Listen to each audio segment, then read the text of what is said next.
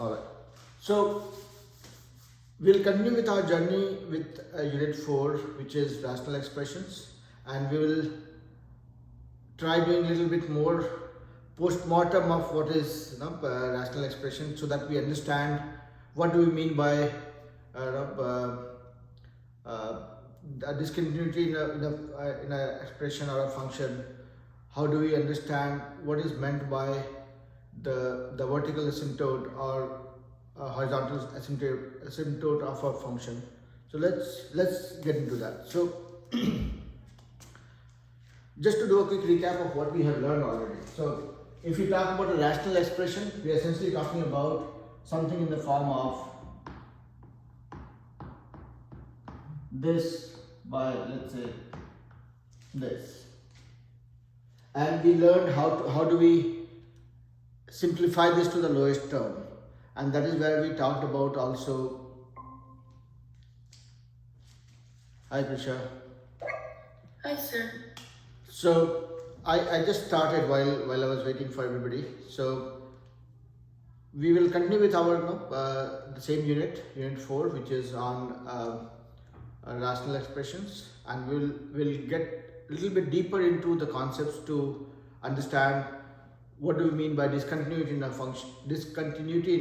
What do we mean by horizontal or vertical asymptote of a function? What do we mean by zero of a function and things like that? And then how do we relate those concepts to make it more understandable? Okay. So I was saying that if you're talking about a rational expression, again, rational means nothing but a fraction. And when we're saying rational expression, we are saying that something that is in the form of an expression in the numerator and denominator, or both. And then how do you interpret that for getting some meaning out of it? So now, whenever we talk about a rational expression, the first thing that should come to your mind is something of this sort, correct? So it could be this, or no, even it could be, let's say, I will talk in terms of x, because when I put y, that convert this to a function. So I'll keep it confined to x so that I don't get you guys confused here. Can you guys see the board clearly? There's some reflection on one side of the board, right? Here. This. I can see it, sir. Okay, all right. So whenever we talk about a rational function, something of this sort pops up, or I can say x squared minus 4x plus 8 divided by, let's say, x squared plus 9, something like this, right? Or anything of this sort that you can think of. Now, this is rational expression. If I say that, okay, this expression is a function of x, this becomes a rational function. Now, you'll always say, okay, y is a function of x and this, right? So expression, function, we'll keep on using interchangeably, and we'll come to this point. So now, if I'm saying a rational expression, I'm converting that rational expression into a rational function, let's say. If I say what is the zero of this rational function, what do you mean by that?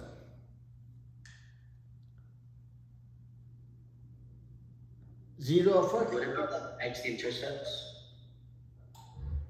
Means the x-intercept. Yep, that is one way of looking at it. Yes. Yeah, Prisha.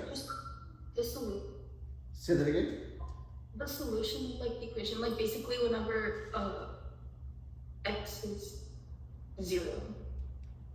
I'll put it a little differently. See, when the value of this whole thing is 0, meaning, see, we always relate function of x with another variable y, right? So if I look at this function, when I say 0 of a function, what I essentially mean is when this value becomes 0, correct?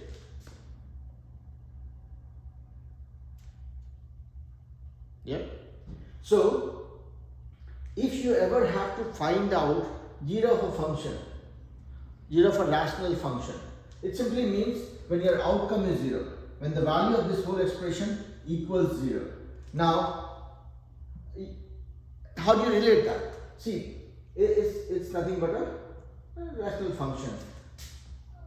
when I will plot this on a coordinate plane, when I'm saying 0 of a function, essentially I'm saying when y becomes 0. So like what Chris said, when the value of x is changing such that the y value is 0, meaning it is touching the x-axis or crossing the x-axis, meaning the x-intercept. So there are different ways to relate it. 0 of a function is nothing but when this value is 0. When is this value 0? Meaning y is 0. When will y be 0? Any point on the x-axis. That is when your y will be 0. Correct? This part is clear? Now let's pick up a function, a rational function, and see how do we come to a point to get a 0 of a function. So let's say I have function of x as x squared minus 6x plus 7 by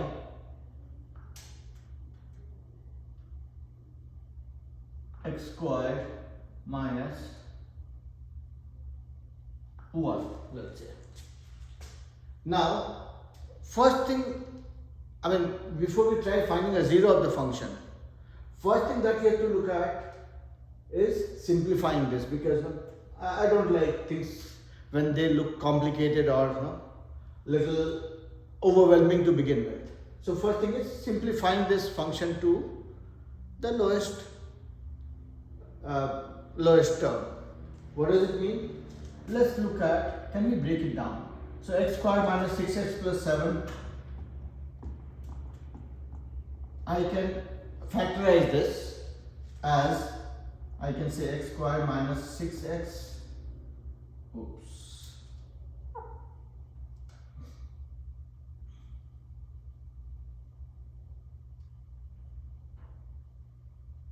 okay, is this equation correct?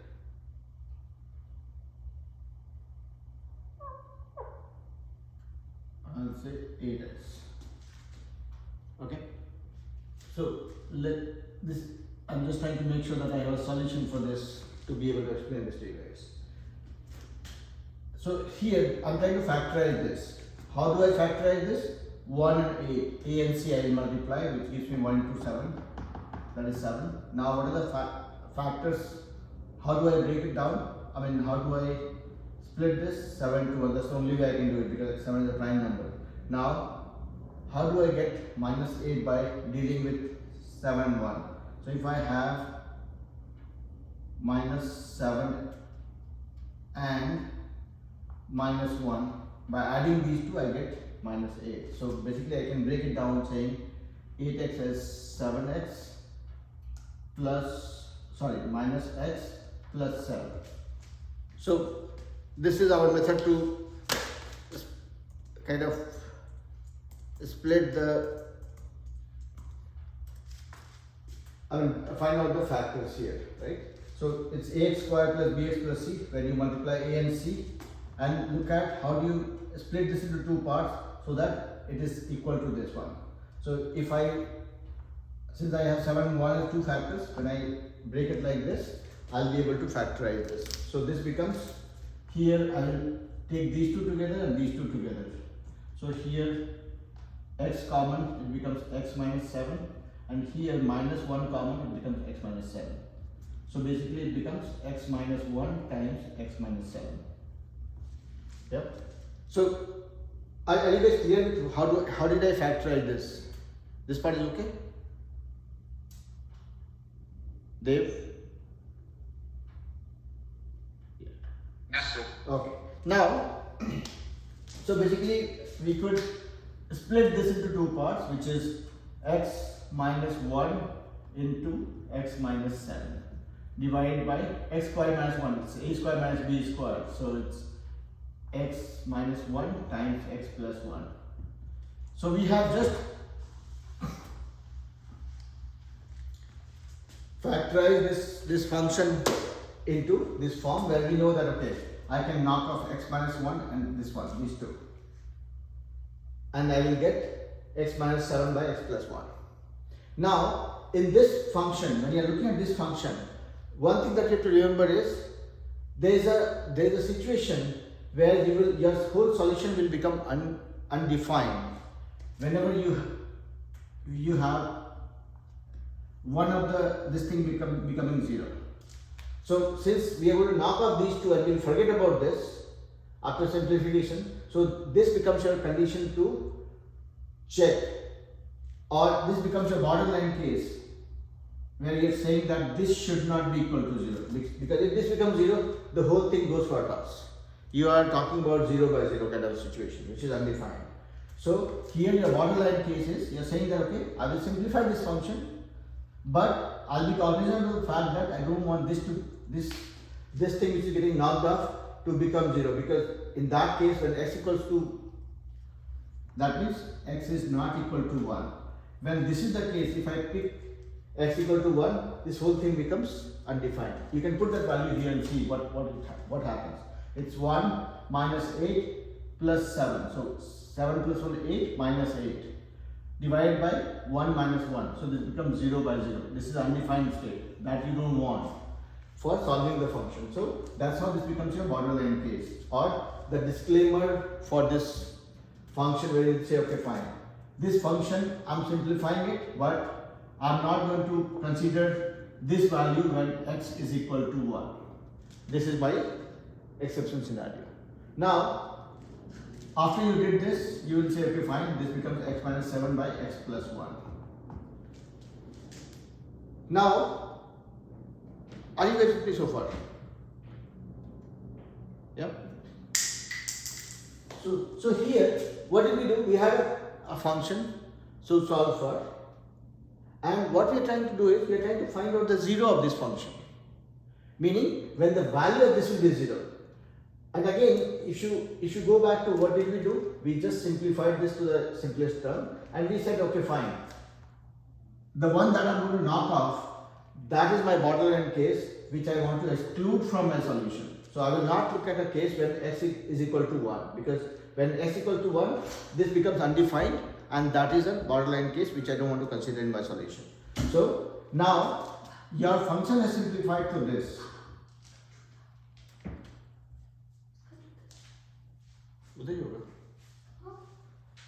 Okay.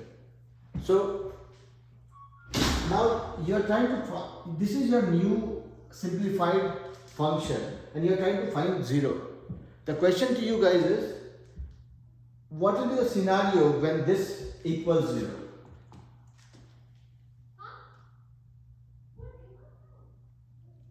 Any thoughts around this one? I have this rational function now, simplified form of this one. In what circumstances this will be 0? Yes, Chris. When x equals 7? Yes, because the only case that you want to consider here is anything 0 divided by anything, 0 divided by anything, 0 divided by anything gets you 0, right? So that means if you are trying to find out the 0 of a function, only thing you want to do is make your numerator 0. Yeah, and as you rightly said, to make this 0, x meaning x minus 7 to be 0, which is your numerator, x will be equal to 7. What does this say? We had a function, we simplified that, we looked at the borderline case, and we are saying that okay, we don't want to look at this one, because at this point this becomes undefined, meaning let's say if I use this function to draw on a coordinate plane, and let's say draw like this, when x is equal to 1, meaning let's say here, when x equal to 1, this point is the point of removable discontinuity, meaning this is the point where this function becomes undefined. So this is the point which is called removable discontinuity, or the point of discontinuity in the function. Now what did we find here? When x equal to 7, that is when this becomes 0, meaning maybe it's not plotting till here and this point is 7, where x equals 7. This is where your graph is touching the x-axis, or where y is becoming 0, or that is called the 0 of a function. So far there are two things that we have tried to find out. When my function is becoming discontinuous, this is my scenario which is making the function discontinuous, and this is the scenario from this function when it is touching the x-axis, or it is the 0 of a function. Are you guys with me? Clear? Okay. So let's pick up one more problem real quick, and then we'll move on to the horizontal and vertical asymptote and what is meant by that. And I remember, Prisha, you had asked me in the last class what is the notation or symbol of asymptote. Unfortunately, I could not find anything in the study material. It is just called asymptote. Okay, this is just a term. Yep, Prisha. Sir, I was asking about limit notation. Say that again. I was asking about limit notation. Limit notation. Okay. I have myself not seen any notation like that, but if anybody in the class knows about it, please let me know, or else I will try finding it out. Okay. I was thinking that you're talking about the notation for asymptote. That is what I recall. Anyways, let's move on, and I will try to find out if there is a way to.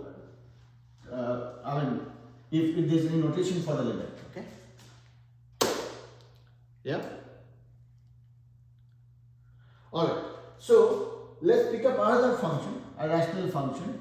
Let's say is x squared plus 16x plus 64 divided by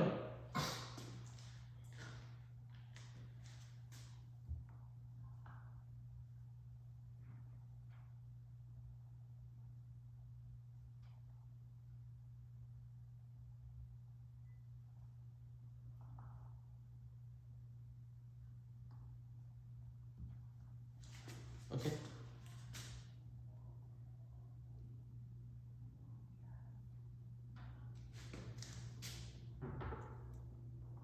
Okay.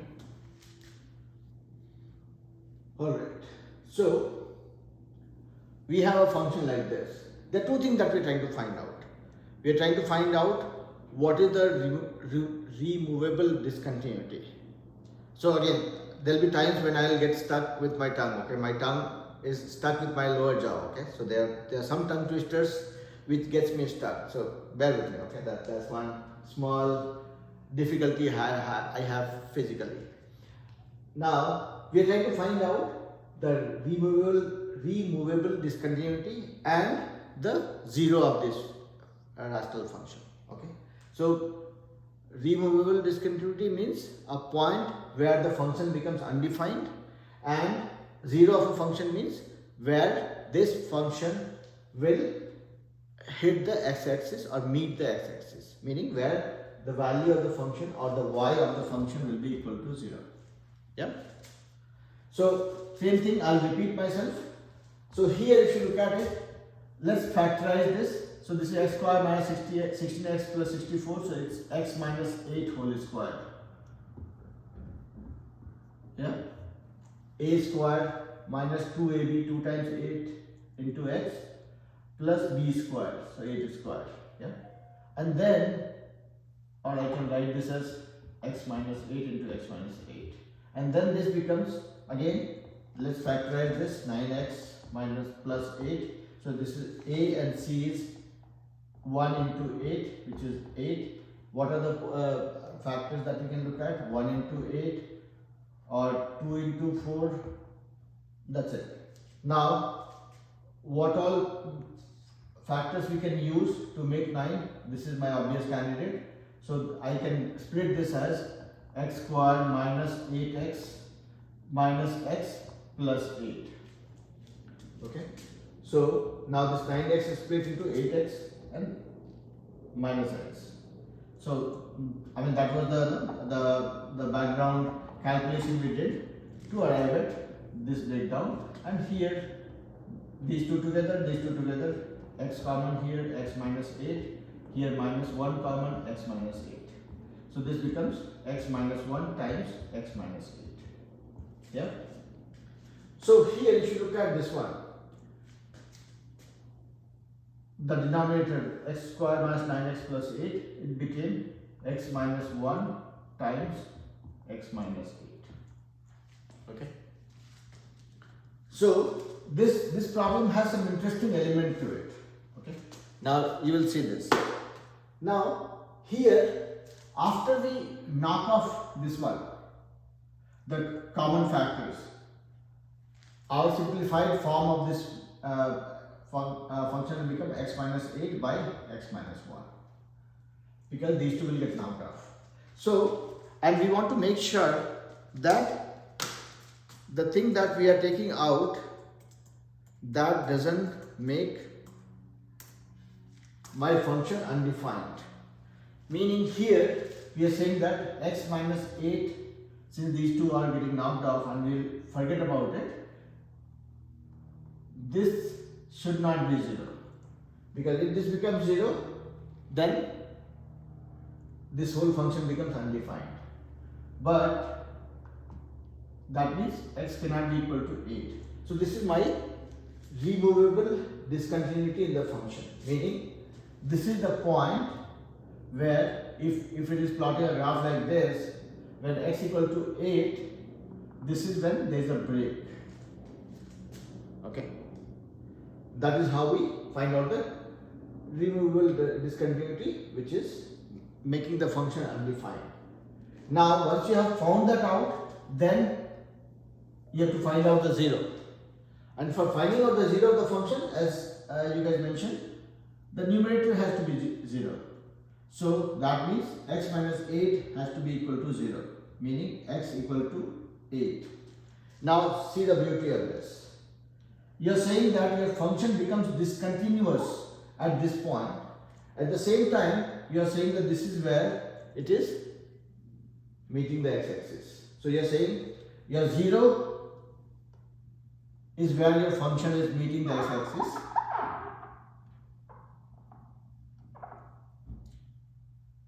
This is where it is 0, and you are saying that this is the point where the function becomes discontinuous. But any which way, it could be a possible scenario.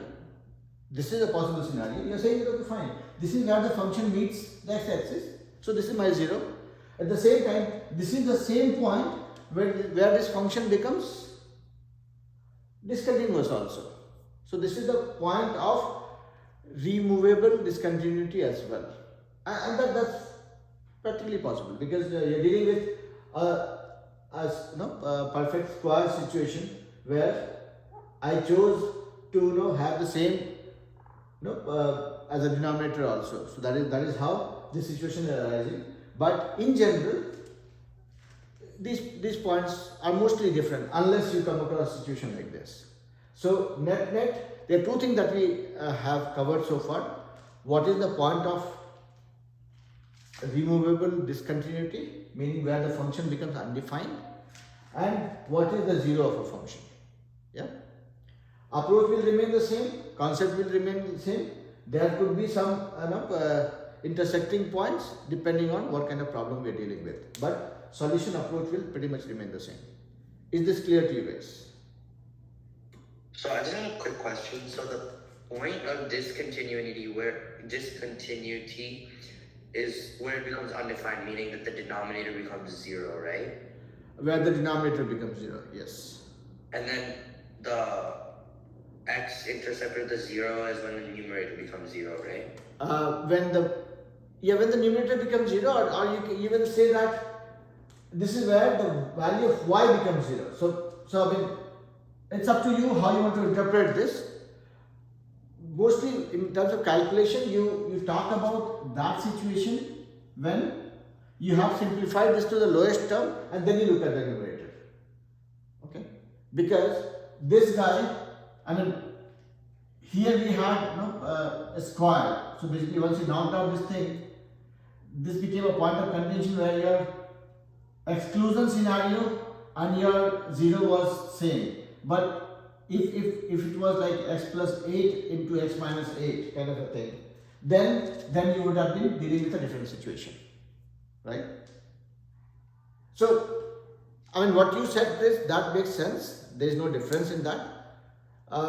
In simpler way, you can say, point of discontinuity is where your denominator becomes 0. Yeah, very true. And the 0 is where the numerator becomes 0. And that could be another way of kind of relating the concepts. No denying that. Okay, thank you. Yeah. Anybody has any questions so far?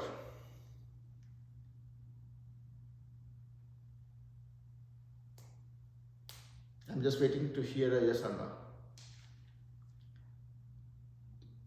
Prisha, Dev, in doubt? No, sir. Okay. So then let's move on. Okay. Now before I start doing the mathematical, start dealing with the mathematical jargons of asymptote, vertical asymptote, horizontal asymptote, let's understand the conceptual part of it. What do you mean by asymptote? These are like when we talk about a function becoming discontinued or discontinuous. Essentially, we are talking about a point where the function is becoming undefined. And if you remember, when we talked about the end behavior of a function, meaning when we talked about a function like this, by let's say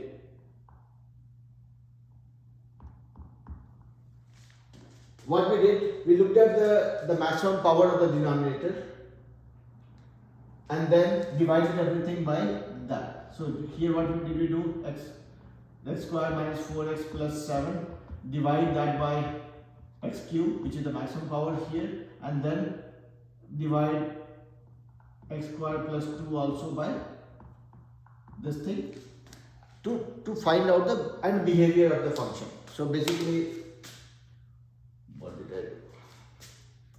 You guys keep on getting logged out in every 10 minutes. Alright. So from this one, what did we do? After dividing this, we found that it becomes x square by x cube, that is 1 by x.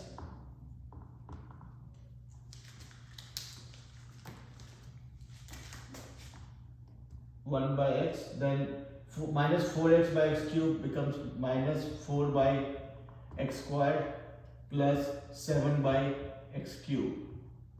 This was the numerator, and then the denominator was x cube by 1 by x cube, that became 1 plus 2 by x cube.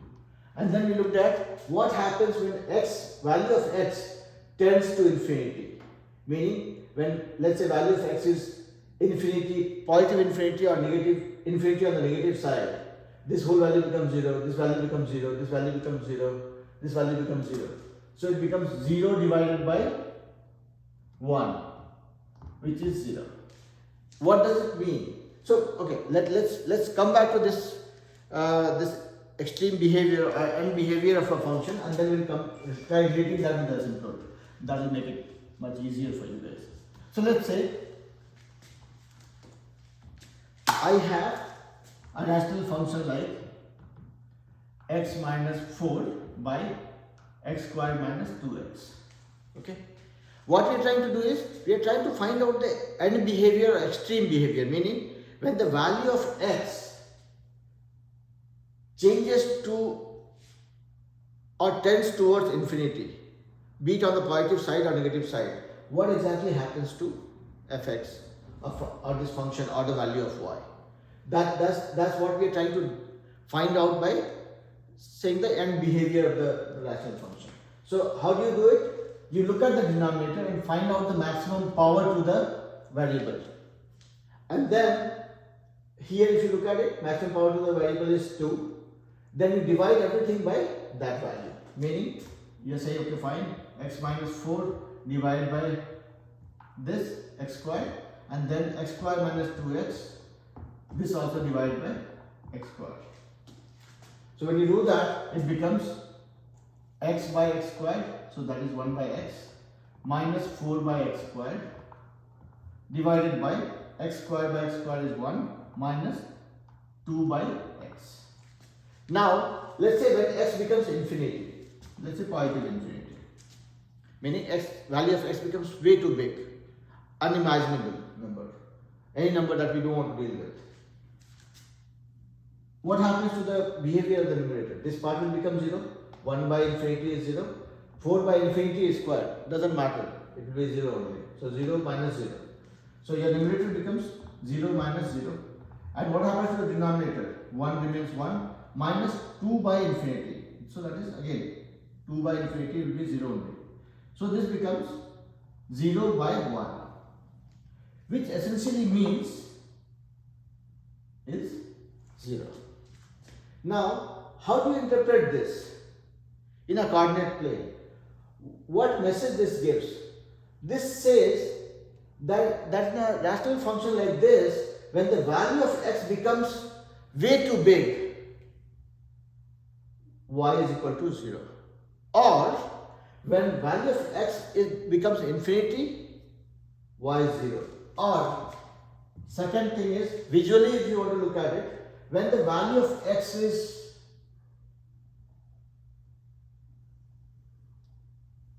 let's say here, okay, this is, let's say this is infinity, okay, I'm just visualizing that this is the infinity point. Nobody has seen where the infinity is, but I'm assuming that this is here, y is 0. That means be the graph like this, or this, or this, or this. When x reaches to the point of infinity, it meets the y-axis. Or at the zero of this function, at the zero of this function, value of x is infinity. Meaning, when y, now you look at this, when value of y moves to 0, it goes in this direction. Am I making sense so far?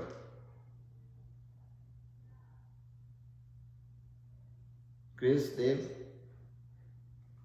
So basically, you know, we're just trying to relate. If I have this function, we are trying to find out how does it behave when the value of x changes to and a positive infinity, meaning when the value of x becomes way too big, what does happen? It meets the x-axis. Your value of y becomes 0.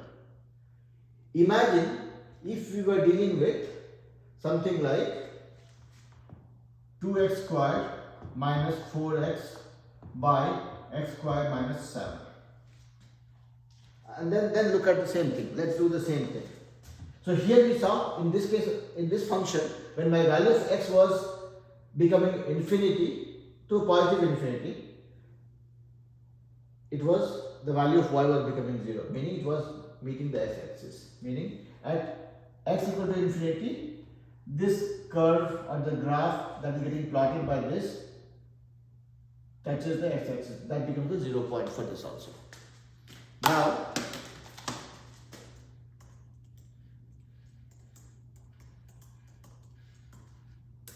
let's look at one more scenario. I am just changing the rational expression, a rational function, and dealing with something different. Let's look at it. So let's say my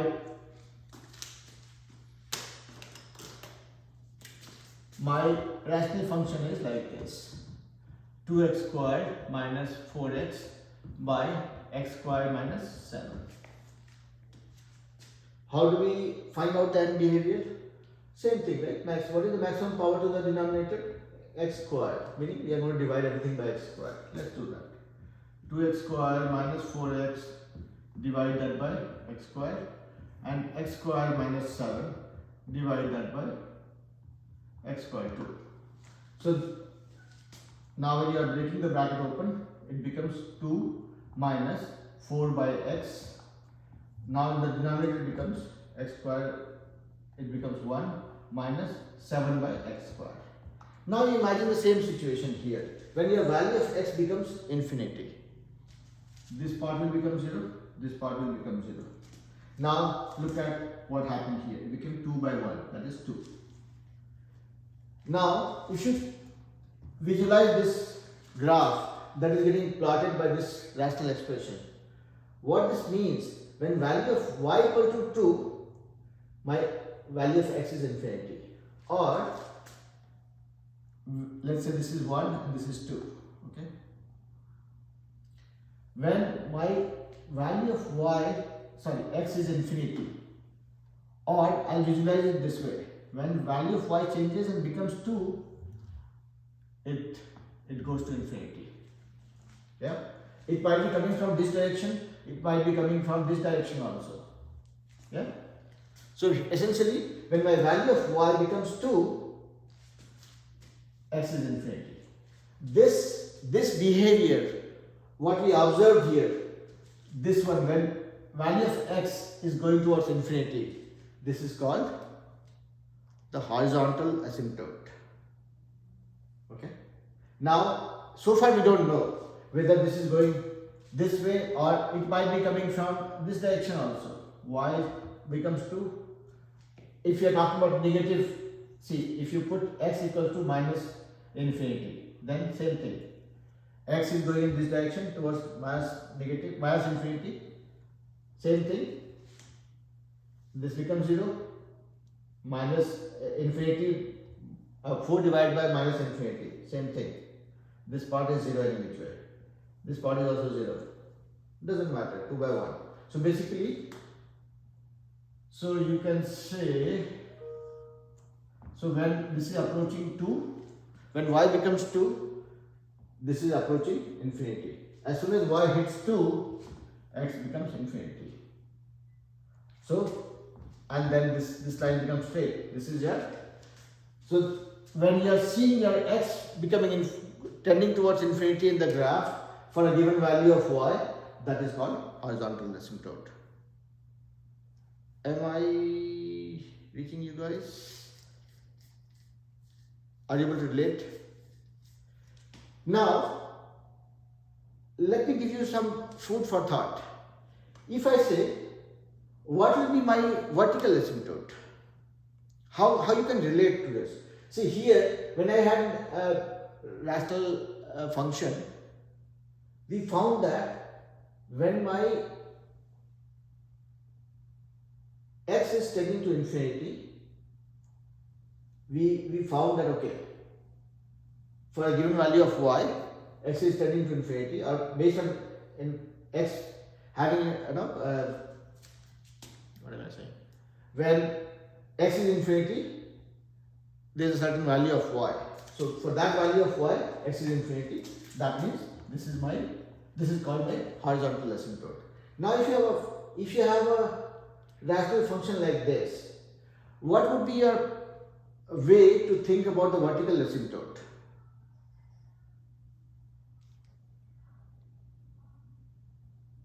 How we can relate? See here, x is infinity for a given value of y.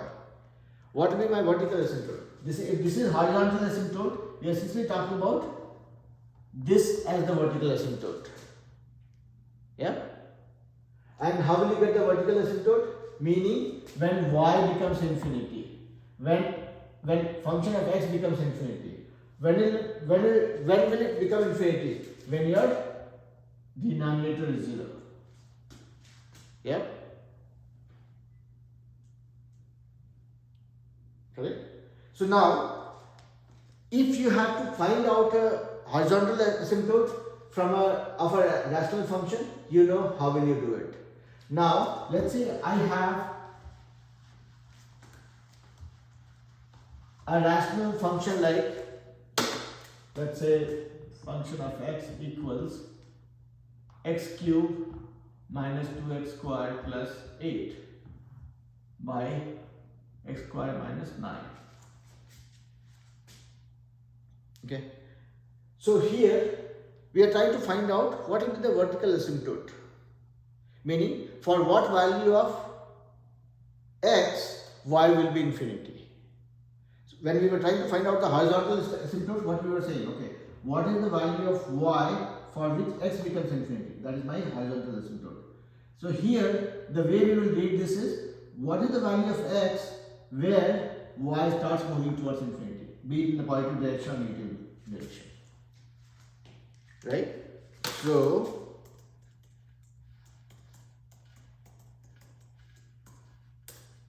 what that means is, you will find out the value of x for which this whole thing becomes infinity.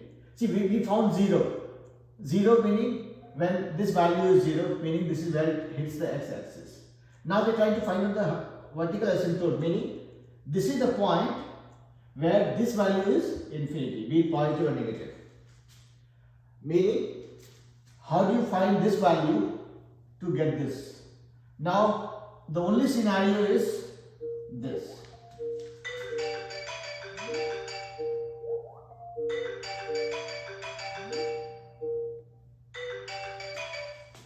So here, net our objective is, how do we find a denominator to become 0 so that this whole value is something by 0 gives me infinity. So that is what we are trying to find out. So same approach, nothing new, nothing different. What we are trying to find out is, how do I get my denominator to become 0? And how will you do it? Same thing, solve it for let's simplify this, see if you have a way to do it. So here you are not able to find a common factor, so let it be like this, minus 8 divided by this a square minus b square, so x plus 3 into x minus 3. So there are two possibilities when this thing can become 0, when either this is 0 or this is 0. So x minus 3 equal to 0 or x plus 3 equal to 0. Meaning when x is 3 or x is equal to minus 3. So now how do you relate this? Same thing. You will say when x equal to 3 or x equal to minus 3. So basically you are saying that when x is 3, let's say the 1, 2, 3. Let's say the graph is coming like this.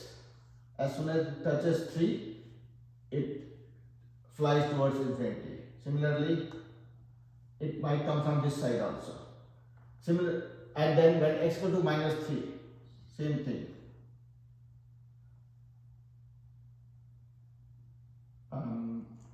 And this might not be correct. So this could be coming from this side also. We have not found the horizontal asymptote here. So I will not put this as a straight line. I will just say that, okay, when my value of x comes and meets 3, that is when it starts flying towards infinity. Same way here, this one, or this way, or this way. So basically, this gives you an indication of the fact that it could be one of the scenarios. So when you try solving some of the questions in the Khan Academy also, you will see that it just gives you an expression. From that, it requires you to find out the possible value of x for which it could become a horizontal, for which it is a horizontal asymptote or a vertical asymptote.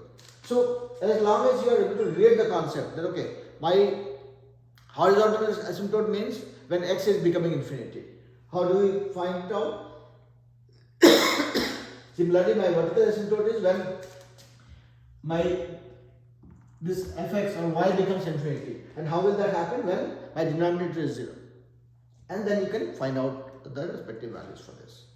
Is this part clear? So 0, removable discontinuity, horizontal and vertical asymptote. Are these 4 things clear to all of us?